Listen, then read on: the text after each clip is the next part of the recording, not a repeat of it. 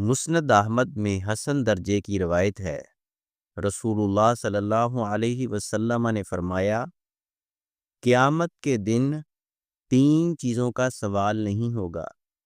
Number 1، وہ کپڑا جس سے انسان اپنے ستر کو یعنی شرمگاہ کو چھپاتا ہے۔ نمبر 2، کھانا جس کے ساتھ انسان اپنی بھوک دور کرتا ہے۔ نمبر 3، وہ مکان وغیرہ جس میں سردی اور گرمی سے بچاؤ کے لیے انسان داخل ہوتا ہے۔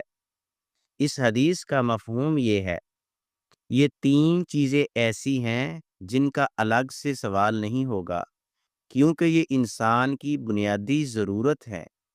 کپڑا بس اتنا کہ انسان اپنا سطر اور جسم کو ڈھانپ سکے۔ کھانا اتنا کہ انسان بھوک مٹا سکے اور زندہ رہ سکے۔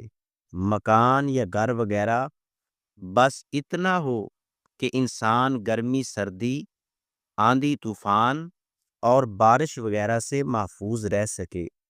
ان سب چیزوں میں میانہ روی ہونا ضروری ہے۔ ان 3 باتوں کو جواز اور دلیل بنا کر فضول خرچی اور عیش پرستی کرنا درست نہیں ہے۔